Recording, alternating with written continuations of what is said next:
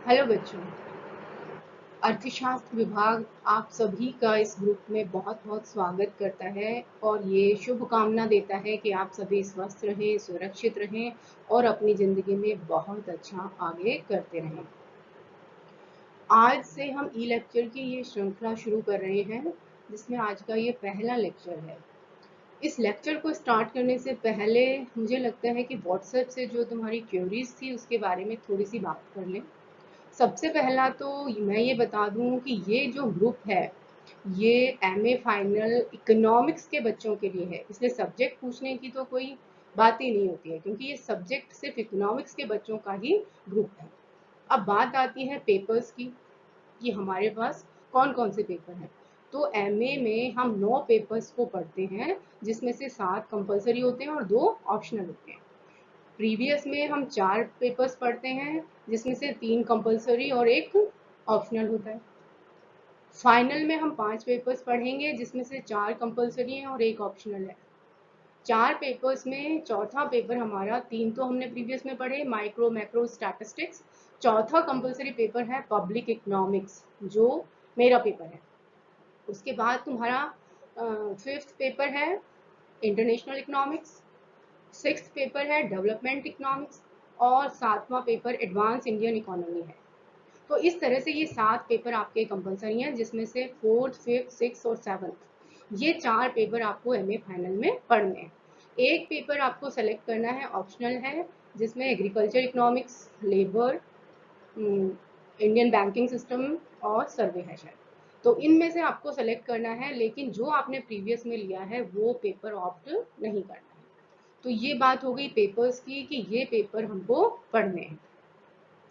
अब हम आते हैं अपने लेक्चर पे।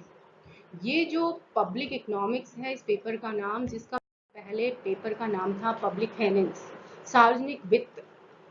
इस पेपर को पहले हम सार्वजनिक वित्त, राजस्व या लोक वित्त के नाम से जानते थे। अब इसका नाम कर दिया है पब्लिक इकोनॉमिक्स या लोक अर्थशास्त्र।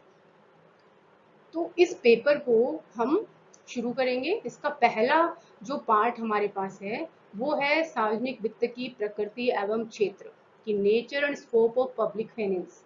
कि पब्लिक फाइनेंस की प्रकृति क्या है, क्या वो विज्ञान है या क्या वो कला है, और उसके बाद इसका क्या इसमें सब्जेक्ट मैटर है या इसका स्कोप या इसका क्षेत्र क्या है। तो उसको शुरू करने से पहले हम थोड़ा सा पब्लिक इकोनॉमिक्स या पब्लिक फाइनेंस के बारे में कुछ थोड़ा सा इंट्रोडक्टरी पार्ट पढ़ेंगे, जिसमें हम 3 चीज़ों को पढ़ेंगे इस लेक्चर में। कि सार्वजनिक वित्त का इतिहास, की सार्वजनिक वित्त का विकास कैसे हुआ, सार्वजनिक वित्त क्या नया विषय है या ये प्राचीन काल से चला आ रहा है। उसके बाद हम पढ़ेंगे मीनिंग ऑफ पब्लिक फाइनेंस, की सार्वजनिक वित्त का अर्थ क्या है। फिर हम समझेंगे सार्वजनिक वित्त की परिभाषाएं, क्योंकि अर्थशास्त्रियों का या विचारकों का ये मानना है कि यदि किसी विषय को व्यवस्थित ढंग से पढ़ना है तो हमें उसकी परिभाषा को जानना बहुत आवश्यक है। तो सबसे पहले हम इसका पहला पार्ट लेते हैं कि सार्व अब हम बात करेंगे कि सार्वजनिक वित्त का विकास कैसे हुआ। सार्वजनिक वित्त क्या नया विषय है कि पुराना। तो मैं बताऊं कि सार्वजनिक वित्त या पब्लिक फाइनेंस या लोक वित्त एक बहुत पुरानी विचारधारा है या बहुत पुराना विषय है, जो प्राचीन काल से पढ़ा जा रहा है।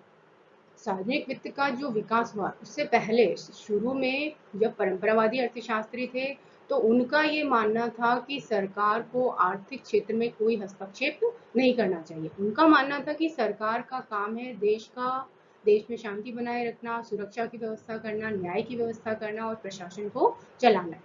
केवल इस कार्य तक सरकार को सीमित रहना चाहिए, सरकार को आर्थिक क्षेत्र में कोई हस्तक्षेप नहीं करना चाहिए। इसलिए परंतु फिर उन्होंने भी सार्वजनिक वित्त के बारे में विस्तृत अपना वर्णन दिया। जैसे प्रोफेसर एडम स्मिथ, जो परंपरावादी अर्थशास्त्री हैं और जिन्हें अर्थशास्त्र का जनक भी हम मानते हैं, उन्होंने अपनी पुस्तक लिखी थी an inquiry into the nature and causes of wealth of nations. इसमें इन्होंने विस्तृत रूप से सार्वजनिक आय के स्रोतों के बारे में और सार्वजनिक ऋणों के बारे में बहुत विस्तार से वर्णन किया था, क्योंकि सरकार को शांति, सुरक्षा, न्याय, इन सब कामों के लिए सार्वजनिक आय की जरूरत होती है। तो ये विषय प्राचीन काल से ही चला आ रहा है। उसके बाद प्रोफेसर डेविड रिकार्डो आते हैं, जिन्होंने the principles of political economy and taxation नामक पुस्तक लिखी। इसमें इन्होंने टैक्सेशन के बारे में या करारोपण के बारे में, करारोपण के नियम क्या होने चाहिए, प्रत्यक्ष और अप्रत्यक्ष कर क्या होते हैं, करारोपण के प्रभाव क्या होंगे, या किसी विशेष कर का विशेष, यदि हम भूमि पर कर लगाते हैं तो उसका भूमि पर क्या प्रभाव पड़ेगा, विशेष कर का क्या प्रभाव पड़ेगा, इस बारे में विस्तृत उन्होंने वर्णन किया। उसके बाद उन्होंने an essay on funding system, एक लेख लिखा जिसमें उन्होंने सार्वजनिक ऋण के बारे में विस्तार से वर्णन किया कि सार्वजनिक ऋण को कहाँ से प्राप्त करना चाहिए, क्यों लेना चाहिए, कैसे उसका भुगतान करना चाहिए। उसके बाद प्रोफेसर जे.एस. मिल आते हैं जिन्होंने प्रिंसिपल्स ऑफ पॉलिटिकल इकोनॉमी लिखी।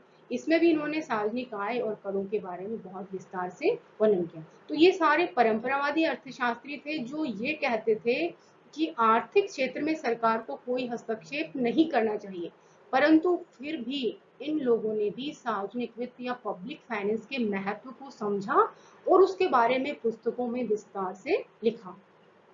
उसके बाद आते हैं नियो क्लासिकल या नव परंपरावादी अर्थशास्त्री जिसमें प्रोफेसर मार्शल आते हैं। प्रोफेसर मार्शल ने प्रिंसिपल्स ऑफ इकोनॉमिक्स या अर्थशास्त्र के सिद्धांत नामक पुस्तक लिखी और इस पुस्तक में उन्होंने बताया कि किस तरह से प्रत्यक्ष कर कौन से होते हैं, अप्रत्यक्ष कर कौन से होते हैं, सरकार को किन नियमों के तहत टैक्स लगाना चाहिए और इन करों का प्रभाव क्या पड़ेगा, इस बारे में इन्होंने भी विस्तार से वर्णन किया।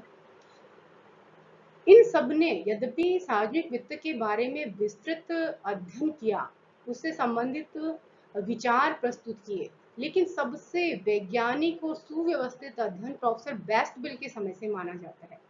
प्रोफेसर बेस्टविल ने सबसे पहले पब्लिक फाइनेंस के नाम से पुस्तक लिखी जिसमें उन्होंने सार्वजनिक वित्त के विभिन्न स्रोतों के बारे में हमें बताया कि क्या आय कहाँ से प्राप्त कर सकते हैं, व्यय कैसे कर सकते हैं उसका।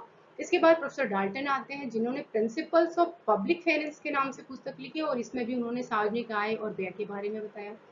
उसके बाद प्रोफेसर पीकू ने पब्लिक फाइनेंस लिखी और उसके बाद सार्वजनिक वित्त के बारे में अनेक अध्ययन किए गए और वर्तमान में उसके बाद यूं कहें कि 1930 के बाद जब भयंकर विश्व में महामंदी आ गई थी, उसके बाद से तो सार्वजनिक वित्त का महत्व बहुत ज्यादा बढ़ गया, क्योंकि उसके बाद ये महसूस किया जाने लगा कि सरकार जब तक आर्थिक क्षेत्र में हस्तक्षेप नहीं करेगी अर्थव्यवस्था का विकास संभव ही नहीं है। क्योंकि उस समय जो बेरोजगारी जो मंदी आई, मंदी का तात्पर्य है कि कीमतें बहुत नीचे हो गई, कीमतें बहुत कम हो गई, लेकिन उनको खरीदने वाला कोई भी नहीं था। कीमतें कब होती हैं, माइक्रो आप पढ़ के आए हो कि जब डिमांड बहुत कम हो जाए और सप्लाई बहुत ज्यादा बढ़ जाती है तो प्राइसेस बहुत कम हो जाती हैं। तो उस स्थिति में डिमांड कम क्यों होती है, डिमांड कम तब होगी जब लोगों के पास खरीदने की शक्ति नहीं है या परचेजिंग पावर नहीं है। परचेजिंग पावर का मतलब हुआ कि उनके पास इनकम नहीं है, इनकम का मतलब कि रोजगार नहीं है। यदि लोगों के पास रोजगार नहीं होगा तो उनकी आय नहीं होगी, आय नहीं होगी तो खरीदने की शक्ति नहीं होगी, और खरीदने की शक्ति नहीं होगी तो वो वस्तुओं की मांग नहीं करेंगे और वस्तुएं कितनी भी सस्ती हों उनकी प्राइसेस नीचे गिरती जाएंगी। तो उस समय ये भयंकर जब मंदी आई, उस समय ये महसूस किया जाने लगा कि एक अकेला व्यक्ति रोजगार नहीं ढूंढ सकता या रोजगार को पैदा नहीं कर सकता है। इसके लिए सरकार को आगे आना होगा। इस बेरोजगारी को जब तक हम दूर नहीं कर देंगे तब तक अर्थव्यवस्था का विकास संभव ही नहीं है। और रोजगार एक ऐसा कार्य है जो सरकार के सहयोग के बिना संभव नहीं है। रोजगार बढ़ाने के लिए सरकार को बड़ी मात्रा में इन्वेस्टमेंट करना पड़ेगा। प्राइवेट या निजी निवेशक उस समय निवेश नहीं करेंगे, इसे सरकार को निवेश करना होगा जिससे लोगों को रोजगार मिले, रोजगार मिलेगा तो उनकी आय बढ़ेगी, आय बढ़ेगी तो उनकी खरीदने की शक्ति बढ़ेगी और खरीदने की शक्ति बढ़ेगी तो इससे वस्तुओं की मांग बढ़ेगी और इस मंदी से हम धीरे धीरे उबर सकते हैं। तो इस तरह से सार्वजनिक वित्त का महत्व धीरे धीरे बढ़ने लगता है। अब वर्तमान समय में तो कोई भी देश हो, चाहे अल्प विकसित हो, विकासशील हो, विकसित हो, सभी देशों का मुख्य उद्देश्य है एक कल्याणकारी राज्य की स्थापना करना। और इस कल्याणकारी राज्य की स्थापना के लिए उन्हें बहुत सारी सामाजिक योजनाओं को शुरू करना पड़ता है। ये सामाजिक योजनाएं जो हैं इनके लिए धन की जरूरत पड़ती है और धन की जरूरत पड़ती है तो सरकार के सार्वजनिक व्यय धीरे धीरे बढ़ते जाते हैं। इन सार्वजनिक व्यय को पूरा करने के लिए सरकार को आय की जरूरत पड़ती है। इसलिए वर्तमान समय में सार्वजनिक वित्त का महत्व धीरे धीरे बहुत तेजी से बढ़ने लगे। अब हम बात करते हैं कि सार्वजनिक वित्त का अर्थ क्या है, मीनिंग ऑफ पब्लिक फाइनेंस। जैसा कि इसके नाम से पता चल रहा है कि सार्वजनिक वित्त जो है वो दो शब्दों से मिलकर बना हुआ है, सार्वजनिक या पब्लिक और वित्त। सार्वजनिक का मतलब व्यक्तियों के समूह से लिया है इन्होंने, कि व्यक्तियों का एक जो समूह है उसको हम सार्वजनिक कहेंगे। और वित्त का संबंध होता है मौद्रिक साधनों से, कि आय को कहाँ से प्राप्त करें, किस प्रकार उसको खर्च करें। तो इसका मतलब हुआ कि सार्वजनिक वित्त का मतलब हुआ एक समाज या देश के मौद्रिक साधनों के बारे में बताना। कि सार्वजनिक वित्त हमें क्या बताता है, एक देश के या समाज के मौद्रिक साधन, मतलब उसकी आय व्यय और सार्वजनिक ऋणों के बारे में बताता है। सार्वजनिक वित्त के लिए जैसा मैंने पहले बताया कि राजस्व शब्द का भी प्रयोग करते हैं। राजस्व का मतलब ये भी दो शब्दों से मिलकर बना है, राजन प्लस स्वह।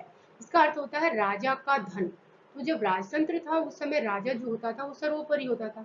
राजा को किसी से अनुमति लेने की जरूरत नहीं पड़ती थी कि वो कर कहाँ पर लगाए या आय कहाँ से प्राप्त करे और किन मदों पर उसको खर्च करे।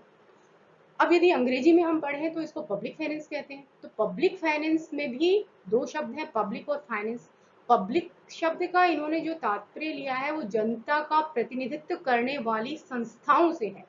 अब हमारे यहाँ पर जनता का प्रतिनिधित्व कौन करता है, सरकार करती है। तो इसमें सरकार या सार्वजनिक सत्ताओं को हम शामिल करते हैं पब्लिक में। फाइनेंस शब्द का अर्थ है आय प्राप्त करने और व्यय करने से, कि सरकार आय कहाँ से प्राप्त करे या सार्वजनिक संस्थाएं जो हैं आय को कहाँ से प्राप्त करें और कहाँ पर उसको खर्च करें। इसका अध्ययन हम इसमें करते हैं।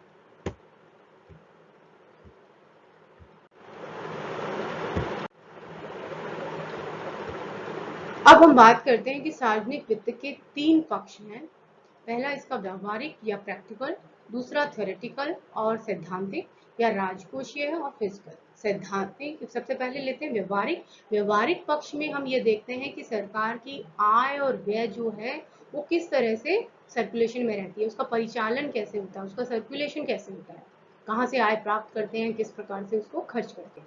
सैद्धांतिक पक्ष में हम उन सिद्धांतों या नियमों का वर्णन करते हैं जिनकी सहायता से सरकार आय को प्राप्त करती है और व्यय को खर्च करती है। सरकार को आय जब प्राप्त करती है तो उसके लिए कुछ नियम बनाने पड़ते हैं, उन नियमों के आधार पर सरकार को आय के स्रोत ढूंढने पड़ते हैं। इसी प्रकार जब सरकार व्यय करती है तो भी किसी नियमों के तहत करती है। तो उन नियमों का हम इसमें अध्ययन करते हैं कि सैद्धांतिक पक्ष में हम ये पढ़ते हैं कि करारोपण के नियम क्या होने चाहिए, सार्वजनिक ऋणों के क्या नियम होने चाहिए और व्यय सरकार किस प्रकार से करे। फिर आता है राजकोषीय। राजकोषीय उपायों में हम ये पढ़ते हैं कि या उन नीतियों का अध्ययन करते हैं जो कि सरकार अपने सामाजिक, आर्थिक और राजनीतिक लक्ष्यों को पूरा करने के लिए अपनाती है। हर सरकार के कुछ आर्थिक लक्ष्य होते हैं, कुछ सामाजिक लक्ष्य होते हैं, कुछ राजनीतिक लक्ष्य होते हैं, और हर लक्ष्य को पूरा करने के लिए वित्त की जरूरत पड़ती है। तो सरकार के द्वारा इन लक्ष्यों को कैसे पूरा किया जाए, किन नीतियों का निर्माण किया जाए, उसका अध्ययन हम इस राजकोषीय उपायों में करते हैं। अब हम बात करते हैं सार्वजनिक वित्त की परिभाषाओं की। तो सार्वजनिक वित्त की किसी भी विषय का विस्तृत और सुव्यवस्थित अध्ययन करने के लिए हमें उसकी परिभाषा की जानकारी होना आवश्यक है। तो सार्वजनिक वित्त की जो परिभाषाएं हैं, यद्यपि अलग अलग अर्थशास्त्रियों ने अलग अलग परिभाषाएं दी, सार्वजनिक वित्त की अनेक परिभाषाएं हैं। तो हम सुविधा की दृष्टि से सार्वजनिक वित्त की परिभाषाओं को दो भागों में बांट सकते हैं। पहला अत्यधिक व्यापक परिभाषाएं और दूसरी है व्यापक परिभाषाएं। तो जो अत्यधिक व्यापक परिभाषाएं हैं इसके अंतर्गत हम तीन अर्थशास्त्रियों को मुख्य रूप से शामिल करेंगे, प्रोफेसर बेस्टवेल, फिंडलेश राज और डाल्टन। इन तीनों ने बहुत व्यापक, अत्यधिक व्यापक जो है अर्थशास्त्र की परिभाषाएं दी हैं। व्यापक परिभाषाओं के अंतर्गत हम प्रोफेसर प्लेहन, प्रोफेसर लुट्ज और श्रीमती उर्सुला हिक्स ने जो परिभाषाएं दी उनको शामिल करेंगे। तो इस तरह से हम अध्ययन की सुविधा के लिए इन सार्वजनिक वित्त की परिभाषाओं को दो भागों में बांट रहे हैं। अत्यधिक व्यापक परिभाषाएं जिसमें तीन शामिल की हैं, और व्यापक परिभाषाएं इसमें भी हम तीन परिभाषाओं को शामिल कर रहे हैं। अब हम अगले लेक्चर में इन परिभाषाओं का विस्तृत अध्ययन करेंगे कि इनकी परिभाषाएं क्या क्या हैं, सार्वजनिक वित्त की विषय सामग्री क्या है। इस बारे में हम अगले ई लेक्चर में इसका अध्ययन करेंगे। Thank you.